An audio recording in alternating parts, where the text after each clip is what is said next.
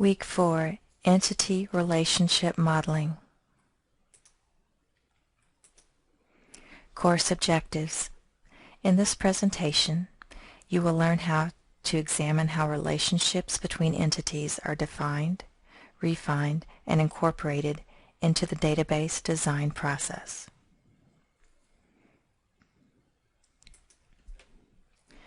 The Entity Relationship Model is a common tool used to represent the relationship database model. The Entity Relationship Model allows the database to be presented visually for different groups of users, including database designers, programmers, and end users. The Entity Relationship Model is the basis of an Entity Relationship Diagram, ERD. The ERD depicts the conceptual database as viewed by the end user. There are a number of modeling notation options in an ERD, including CHINS, Crow's Foot, IDE F1X, and UML. Crow's Foot is the most commonly used and named for its three-pronged arrow which resembles a bird's foot. The ERD represents the entities, attributes, relationships, and constraints of the database needed to support the user requirements. An entity is a unique and distinct object used to collect and store data. Attributes are characteristics of entities in a database model. Relationships are connections or associations between database entities. Constraints are restrictions imposed on the data.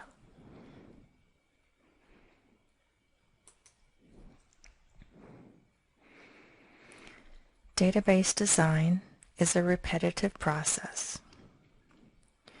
Best practices of developing an ERD include inquiry of user requirements, development of business rules, identification of entities, relationships, and attributes, development of the ERD, and revision of the ERD. The starting point for user requirements is a verbal exchange between users and the database developer.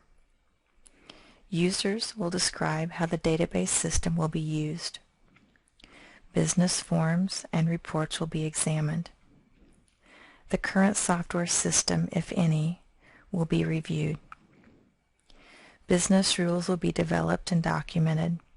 The business rules help define the entities, relationships, and attributes. A data entity is anything real or abstract about which data is needed. The entity will eventually translate into a table in the database. A relationship is a connection or association between one or more entities. An attribute is a characteristic common to one or most instances of a particular entity. An attribute will eventually translate into a field or a property or key of the database. Using the entities, relationships, and attributes, an initial version of the ERD is developed. The initial version is reviewed by the users as well as the developers and programmers. This review will cause a discovery of new entities, relationships, and attributes. The ERD is then revised to include the new elements.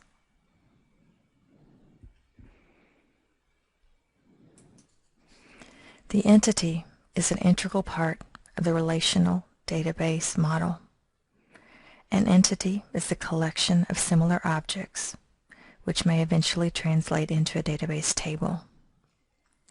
Attributes are characteristics of entities and may eventually translate into fields in database tables. The table representation may also include characteristics of attributes such as data types and keys.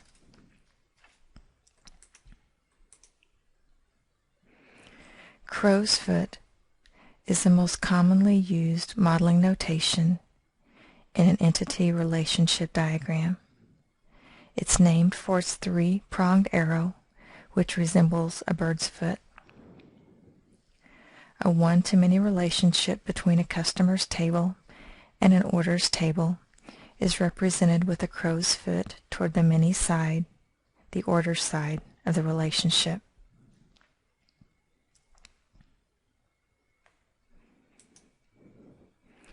There are two parts to the crow's foot symbol. One part represents the number in the relationship. The three-pronged arrow represents many. The vertical line means only one.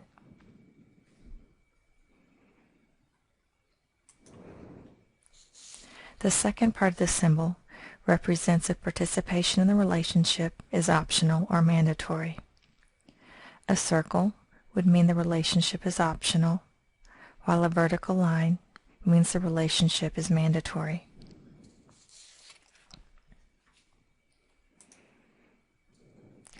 Let's look at the three types of relationships using a crow's foot model: one-to-one, one-to-many, and many-to-many.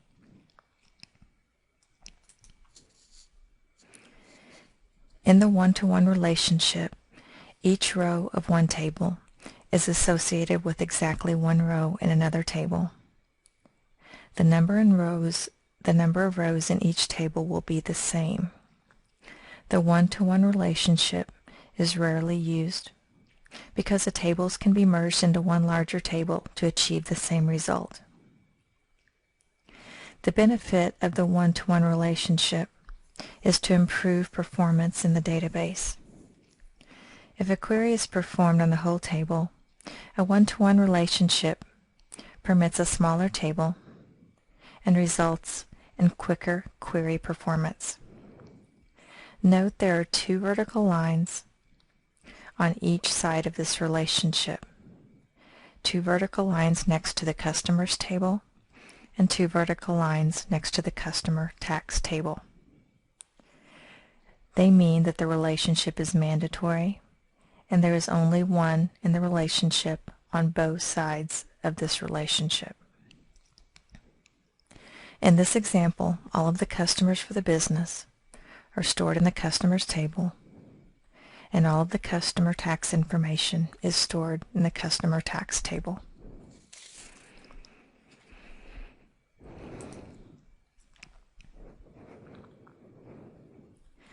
In a one-to-many relationship, each row of one table is associated with many rows of another table. The entity relationship diagram describes this relationship as 1:m. For example, all of the customers for a business are stored in a customer's table, while all of the customer orders are stored in an orders table. Each customer can have many orders, but each order can only be associated with a single customer. The two vertical lines next to the customer's table denotes the one side of the relationship, and the relationship is mandatory. The crow's foot on the order side of the relationship denotes many, and it is also a mandatory relationship.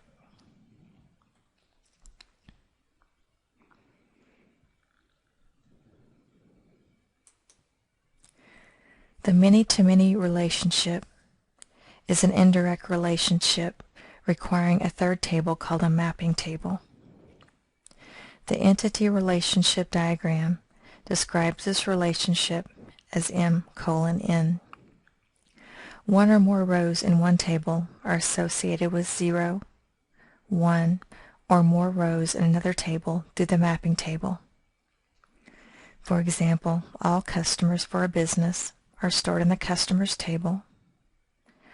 All products are stored in a products table.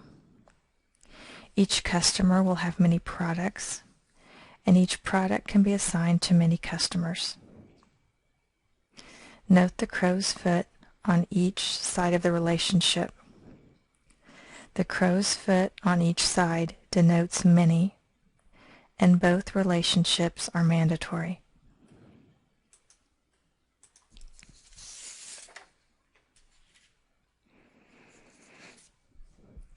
This example demonstrates the use of the mapping table.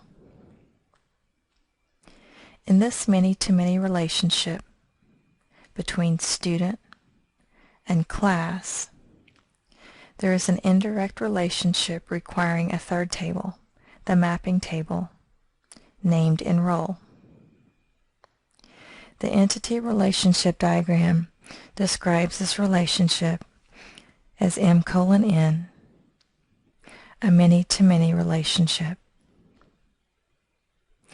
The relationship can be depicted in the first diagram as many-to-many, or can be recreated in the second diagram as two one-to-many relationships. Each student can have many classes, and each class can be assigned to many students, and this can be achieved through the enroll mapping table. Note the difference in this model. We have made the enrollment optional. Note the circle in the diagram. In the inner notations of the crow's foot next to the enroll table, we have made the enrollment optional because of the circle in the crow's foot diagram.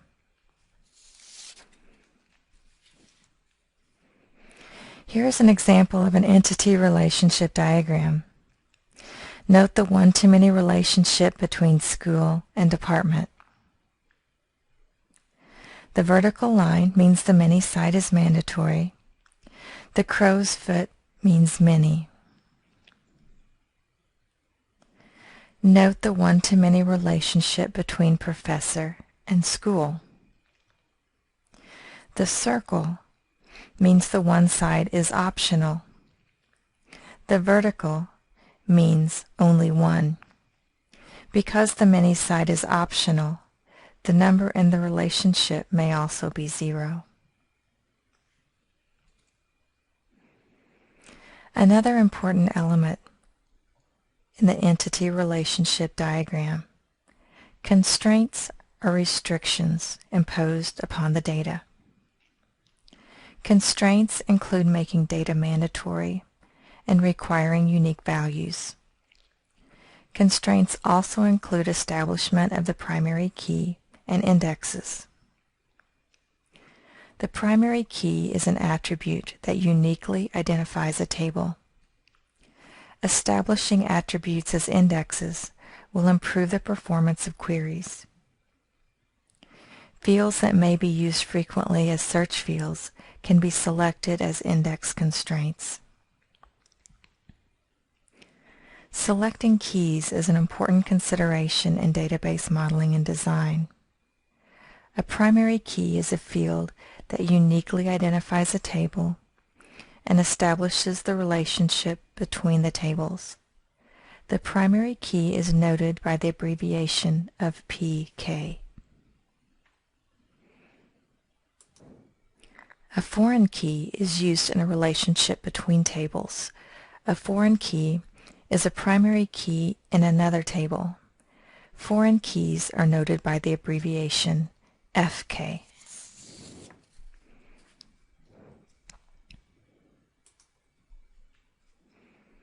Note the primary keys in this example denoted by the abbreviation PK. In the professor table, the professor number is the primary key. In the school table, the school code is the primary key. In the department table, the department code is the primary key. A school code also exists in the department table to create the relationship between department and school.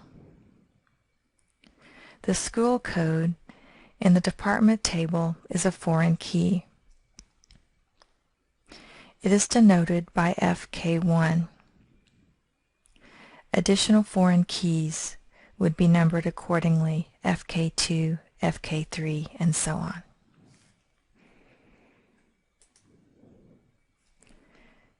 To demonstrate the concepts of this model, we will use Microsoft Access as a demonstration. For this demonstration, I'm using Microsoft Access 2013, but other versions of Microsoft Access will be similar.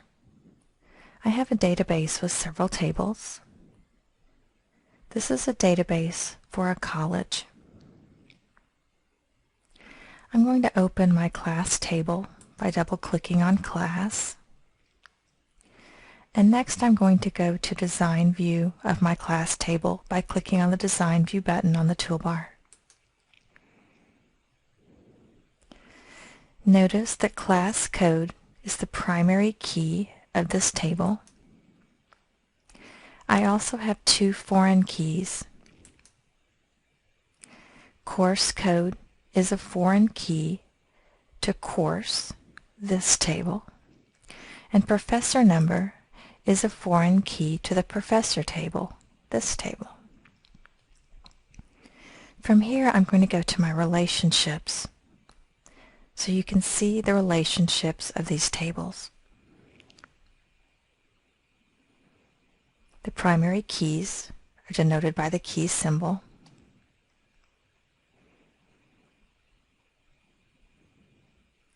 Notice Enroll has a composite key consisting of two fields, class code and student number.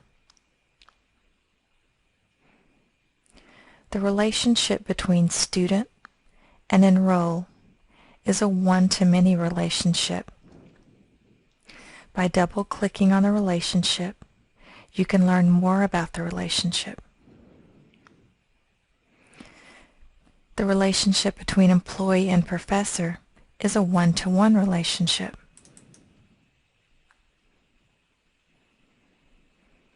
Notice in the class table, class code is the primary key. In the course table, course code is the primary key. Course code also exists in the class table to build the relationship between the two tables.